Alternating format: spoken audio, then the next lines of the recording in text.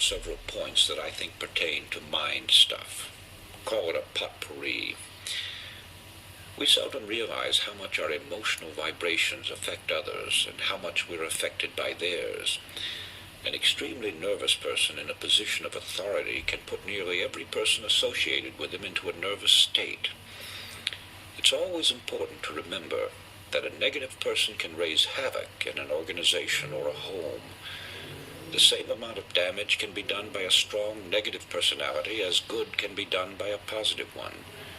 When the two are pitted together against one another, the negative frequently becomes the more powerful. To get a better understanding of the effect of these suggestive vibrations, you need only to read your varying feelings when entering different offices or homes.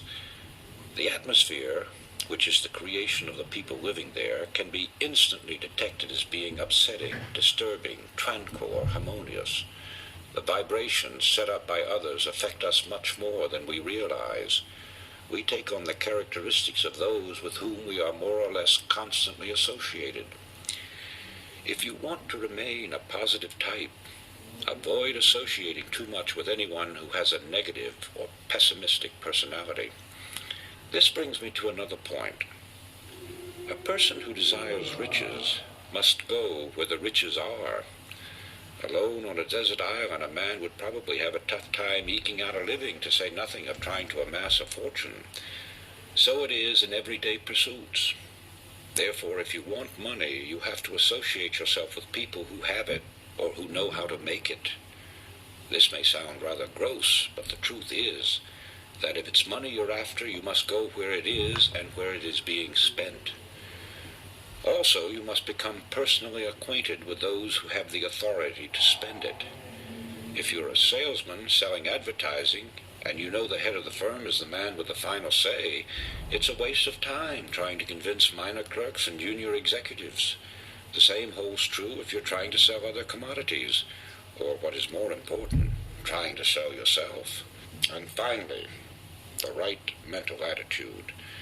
Being properly attired, keeping your eyes straight ahead and fixed on your goal, throwing around you the proper aura, which is done by an act of your imagination or an extension of your personal magnetism, will work wonders. Theo Spinard, in his Penthouse of the Gods, learned this when he was cornered and stoned by a crowd of natives in Tibet. In his book, he says his first reaction was to fight, but the thought was immediately dismissed when he recalled that he had been taught to assume and maintain his aura. Thus he straightened his shoulders, lifted high his head, directed his eyes straight ahead, and moved forward with a firm and rapid stride. Not only did the crowd give way, but others came forward and made a path for him.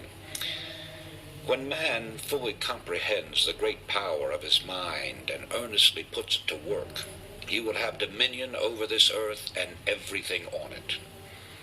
You yourself have this inner spark, but it must be fanned until the fire is of white-hot intensity, and it must be constantly stoked, which you do by adding fuel. Ideas, ideas, more ideas, and action. Dear friends, you were just listening to my friend. He has told you that your attitude is really the ultimate key to your success. And so many great people have suggested from time to time. William James said, this is the greatest discovery of our generation, that just by altering your attitude, you can alter your entire life. Attitude here also you have been hearing can be negative and positive attitude.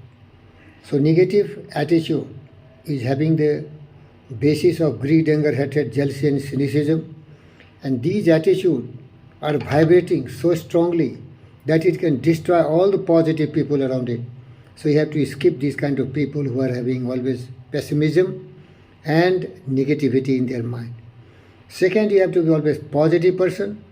You have to be committed, dedicated, seeking the company of the wisest and the great, and then you get induction from their vibrations, and you will be also induced to the supreme position and power in life. You should always follow the path where there is only health, happiness, progression, prosperity. Saturate your mind. I being such a person.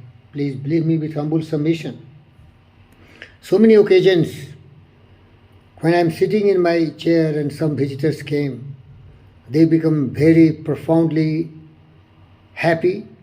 They start feeling the tranquility and peace and serenity around this room, and they were surprised and they asked me, what is happening here? They are feeling very happy and joyful. Dear friends, my name is Rider, Adventure Man, Pandit, Fakir Yogi, Brendra Yogi. I have dedicated complete of my life to always positive person. What is positivity? Truth, justice, peace, love and non-violence, kindness, compassion, honesty, integrity, humility, generosity, cooperation, affection and love, being useful and productive and creative, being always a person with a lot of love and affection, helping everybody, birds with animals and plants, and that's my power. I have nothing except these attributes which I really desired in my life, and that's why I took to yoga and Vedanta. These Patanjali Yoga Sutra and Buddha 8 limbs, they all have taught me this only. So dear friends, try to be a positive person, a believing person in the virtues and quality, which is really believing the world is yours, it is your family. All creatures are just like having the similar feelings as we have, and think good of all. Be good with all, find good in all. These are the really portals of the heaven. I really thank you very much for watching this video and listening to me and my friends. Thank you, viewers.